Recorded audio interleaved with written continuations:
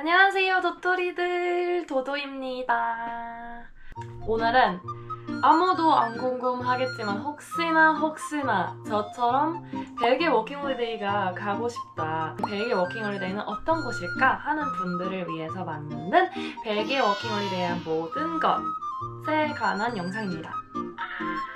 먼저 저를 모르시는 분들을 위해서 간단하게 소개를 드리자면 저는 2017년에 캐나다 워킹홀리데이를 갔다 왔고 그 후에 2019년 호주 워킹홀리데이를 또 다녀왔습니다. 그리고 지금 2024년에 벨기에 워킹홀리데이를 왔습니다. 지금 약 3개월 차 새내기고요. 일자리를 저번 달에 구해서 열심히 일하면서 벨기에 문화를 몸소 배우고 있습니다. 워킹홀리데이를 가게 된 동기. 앞서 자기소개에서 말씀드렸다시피 저는 이미 워홀을 2번이나 다녀왔어요. 지금이 3번째인데 남들이 보기엔 워홀에 제 미쳤다라고 하실 수 있겠죠? 근데 맞아요. 저 워홀에 미쳤어요. 저는 워홀이라는 제도를 너무 사랑하고 이 제도가 있어서 삶이 감사한 사람이에요. 어쨌든 그랬기 때문에 제가 나이에 연연하지 않는 사람인데도 제가 만 30살이 됐을 때 폭풍 눈물을 흘렸습니다. 왜냐면 워킹홀리데이라는 제도는 만 18세부터 만 30세까지만 할 수 있는 그런 제도여서 저한테는 마지막 기회가 된 거죠. 그래서 이 기회를 마지막으로 사용을 하고 싶었고 이렇게 워킹홀리데이를 또 떠나게 됐습니다. 왜 워킹홀리데이를 벨기에로 가셨나요? 벨기에로 가게 된 이유는 저는 워킹홀리데이를 영어권 국가들만 다녀왔으니까 유럽 국가에서 살아보고 싶었습니다. 그래서 그곳의 문화를 100% 흡수를 해보고 싶었어요. 그래서 어디를 갈까 했는데 초기 자금이 엄청 부족했습니다. 그래서 이 초기 자금으로 최대한 일을 구할 때까지 버틸 수 있는 나라로 가야겠다라고 생각이 들었고 자연스럽게 저의 남자친구 토마스 씨의 나라가 떠올랐죠. 근데 사실 토마스 씨는 벨기에로 가서 사는 걸 별로 안 좋아해요. 그래서 제가 꼬셨습니다. 누나가 마지막 워킹홀리데이다. 누나 진짜 벨기에랑 유럽도 여행도 해보고 싶고 어쩌고저쩌고 이렇게 해서 꼬셨죠. 그렇게 해서 꼬시게 됐고 토마네 부모님의 다행히도 빈방들이 있었습니다.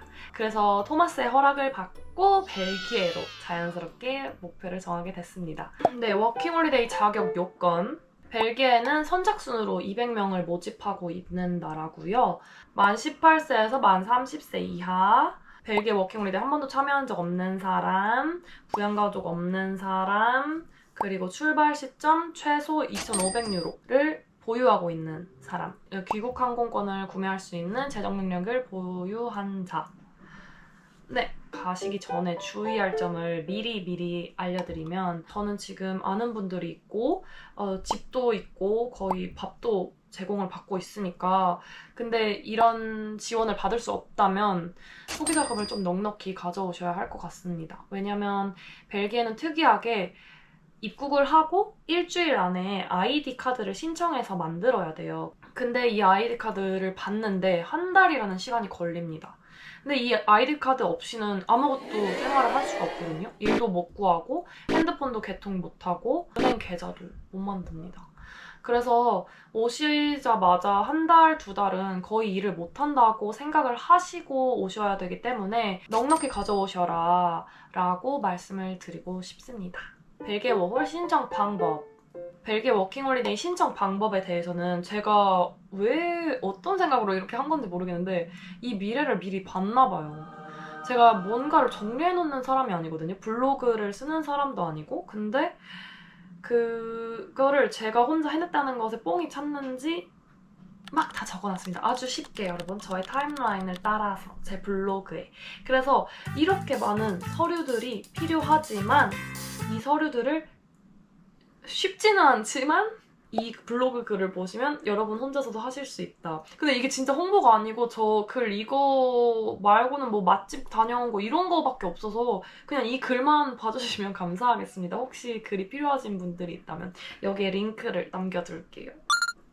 여기서 제가 정리해놓은 서류들을 다 가지고 준비가 되면 대사관 예약하고 대사관에 방문해서 제출하고 그리고 기다렸다가 한 달 뒤에 비자가 나오면 그 비자 들고 벨기에로 출국하면 끝입니다. 다음, 벨기에 워홀 정착하기. 먼저 지역을 선택하셔야 될 것 같은데요. 어디서 살아남아야 할지? 벨기에는 경상도만한 크기의 나라인데 3가지 다른 언어를 사용하는 특이한 나라입니다. 프랑스어랑 더치, 그리고 독일어를 사용하는데 독일어를 사용하는 지역은 굉장히 작은 지역이라서 프랑스어랑 더치가 거의 주가 되는 국가입니다. 저는 토마네 부모님이 프랑스어를 사용하는 왈로니아 지역에 계셔서 왈로니아 지역에 있는 워털루라는 지역에 왔습니다. 되게 감사한 게 워털루가 브뤼셀이랑 기차로 20분 정도 걸리는 거리에 있어서 제가 일도 갈 수 있고 가끔 파티 있으면 파티도 가고 이렇게 즐기면서 잘 살고 있습니다. 그리고 저처럼 영어만 할 수 있는 분들이시라면 저는 브뤼셀에서 일하는 걸 강추해드려요. 왜냐면 브뤼셀은 수도기도 하고 네덜란드랑 독일, 프랑스에 있는 사람들도 가고 이렇게 다 섞여 있으니까 어쩔 수 없이 영어를 써야 되는 때가 있단 말이에요. 그래서 브뤼셀에서 머무시는 걸 강추드리고 브뤼셀에서 일하시는 걸 강추드립니다. 근데 그래도 브뤼셀은 프랑스어가 좀 주인 도시여서 조금 일을 찾긴 어렵지만 불가능하진 않다라고 말씀드리고 싶습니다. 여기서 지역을 선정하실 때는 저는 브뤼셀 내에서는 익셀을 추천드려요. 익셀은 굉장히 평화롭고 공원도 되게 가깝고 되게 예쁜 카페들이 많아요. 그래서 여기를 강추드리고 제일 비추 절대 가시면 안 되는 지역은 브뤼셀 미디입니다. 브뤼셀 미디는 낮에 가도 무서워요. 남자인 매튜랑 토마스도 낮에 혼자 안 걸어 다니거든요. 근데 방송 촬영 때문에 맥주 공장 가느라고 갔는데 낮에 낮 12시인데도 그냥 와 내가 여기서 없어지면 진짜 아무도 모르겠다 이 생각이 딱 들었습니다. 거긴 진짜 여행으로도 절대 가지 않는 것 추천드리고 브뤼셀에서 방을 구하실 때 제가 찾아봤어요. 방값이 어느 정도 있고 어디서 방을 구해야 되나. 왜냐면 저도 사실 여기 워털루에서 부모님이랑 계속 살 수는 없기 때문에 저희도 좀 방을 알아보고 있었거든요. 그래서 찾아봤는데 혼자 구하시는 경우 개인 방은 400에서 600유로 정도가 기본 가격인 것 같고요.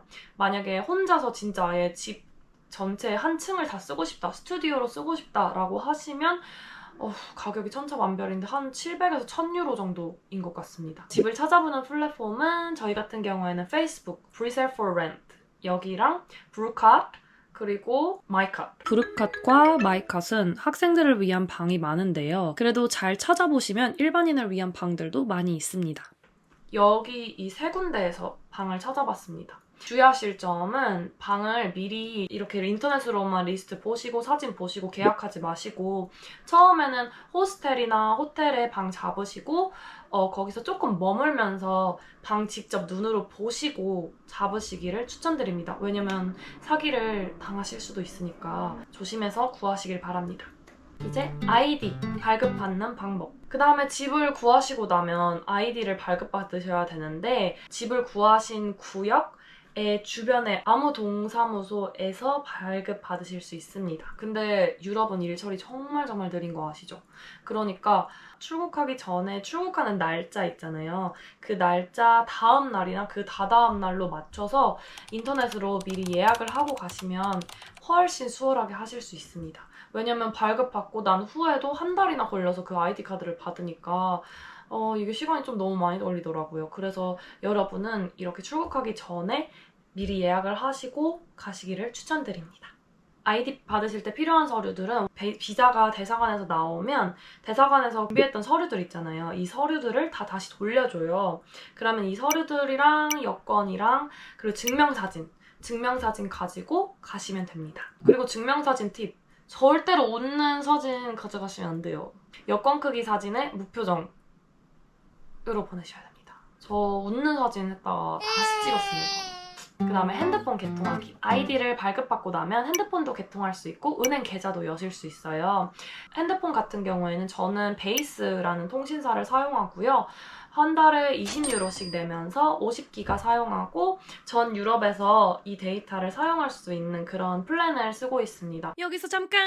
핸드폰을 어떻게 개통하는지에 대해 설명을 안 해가지고 거주 등록증, 아이디를 들고 아무 핸드폰 회사나 가서 플랜을 구매하시면 바로 핸드폰을 개통하실 수 있습니다. 은행 계좌 열기. 은행 계좌 같은 경우에는 계좌를 여시면 매달 수수료를 내셔야 돼요. 한 달에 5유로에서 9유로? 이 정도였던 것 같은데 이걸 매달 낸다고 생각하면 너무 아까운 거예요.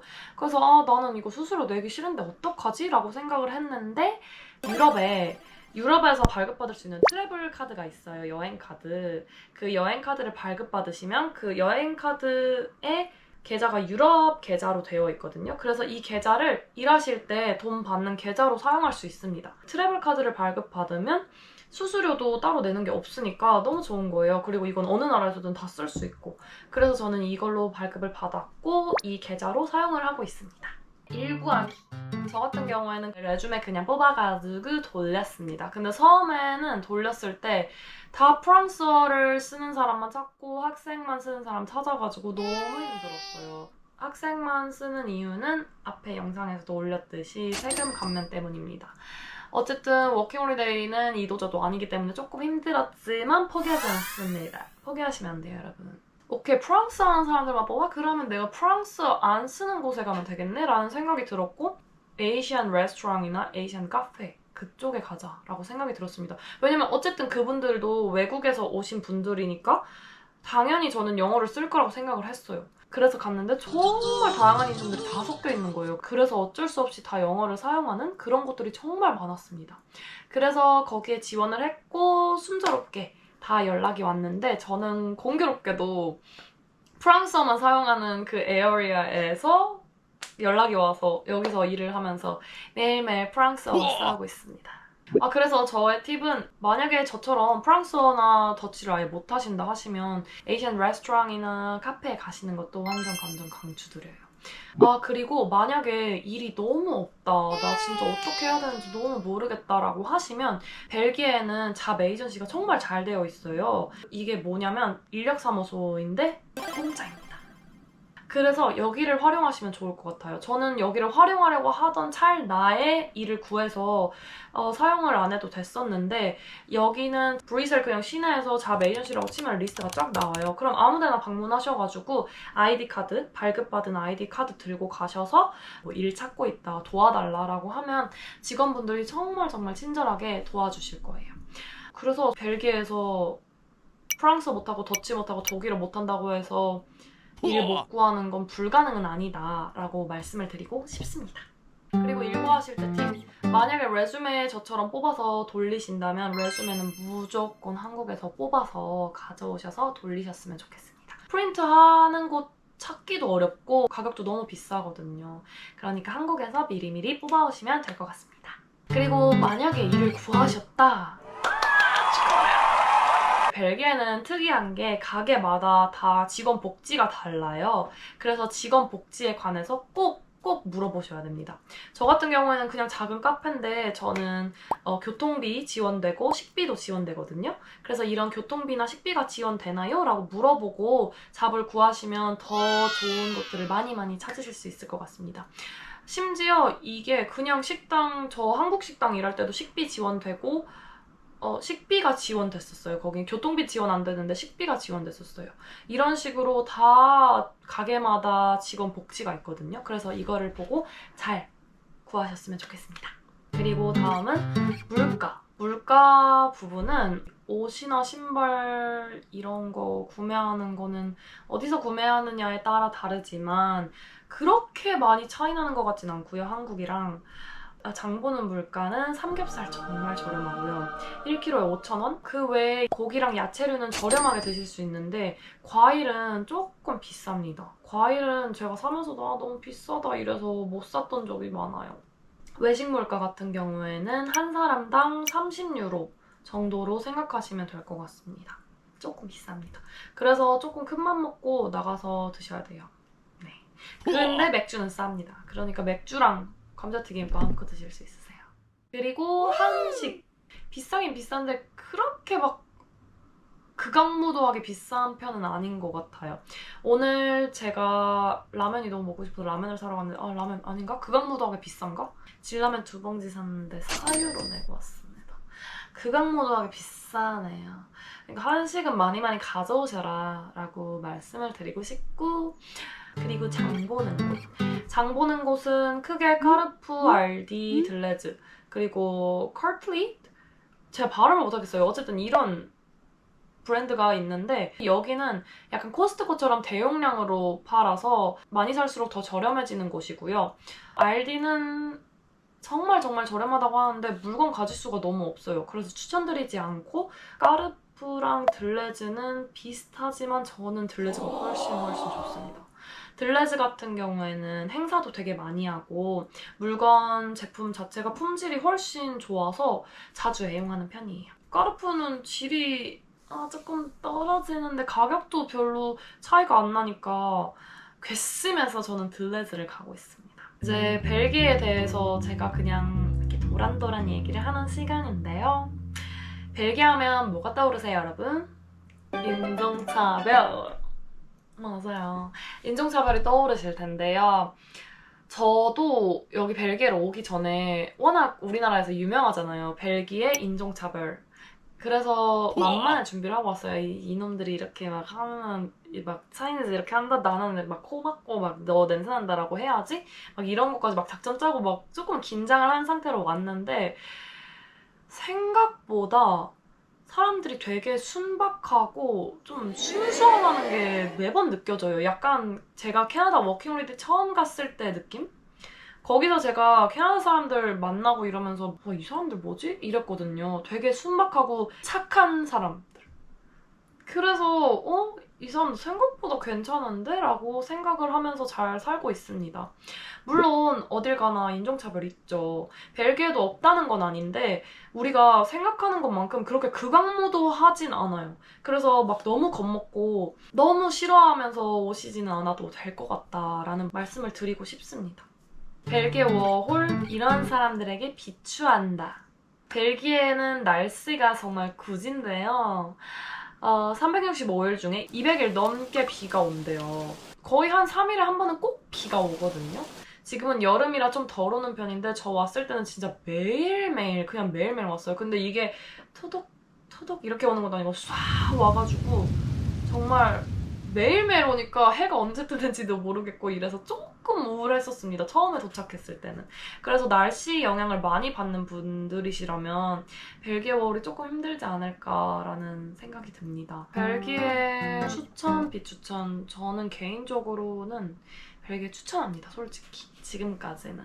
유럽 여행 가시면 약간 로망이 그거잖아요. 핀터레스트나 아니면 내가 봤던 영화에서 봤던 그 거리들 걷고 거기 안에서 사는 거. 근데 벨기에는 브뤼셀만 살짝 걸어도 진짜 와 이러거든요. 그 성당 이런 거 딱 보고 아니면 그냥 오래된 갤러리들 지나거나 이럴 때 저는 그럴 때 너무 행복해요. 그냥 보는 것만으로도. 그래서 이렇게 좀 나는 낭만 즐기고 싶다. 이런 분들이라면 저는 정말 강추드립니다. 그리고 나는 맥주 한 잔하고 감자튀김 좋아한다? 여기입니다, 여러분. 벨기에로 오세요, 여러분. 사람들도 진짜 따뜻하고 좋은 사람들 많아요, 여러분. 물론 좀 또래 같은 사람들도 있지만 그건 어딜 가나 있으니까. 그래서 저는 벨기에 워킹홀리데이 붐업 드립니다. 붐업. 붐따 아니고 붐업. 네, 이렇게 벨기에 영상을 준비해봤는데요. 제가 벨기에에 대해서 탈탈 턴다고 털었는데 많이 털렸는지 모르겠네요. 네. 제가 내일부터는 스위스로 휴가를 갑니다. 그래서 아마 다음 영상은 스위스 여행 브이로그가 될 것 같고요. 그 브이로그 후에는 제가 왜 이렇게 워킹홀리데이에 막 미쳤는지, 왜 너는 미쳤니 워킹홀리데이에 라고 할 수 있는 그런 영상들. 근데 이 미친 것들을 더해서 여러분에게 영업하는 워킹홀리데이 영업 영상을 가지고 오도록 하겠습니다.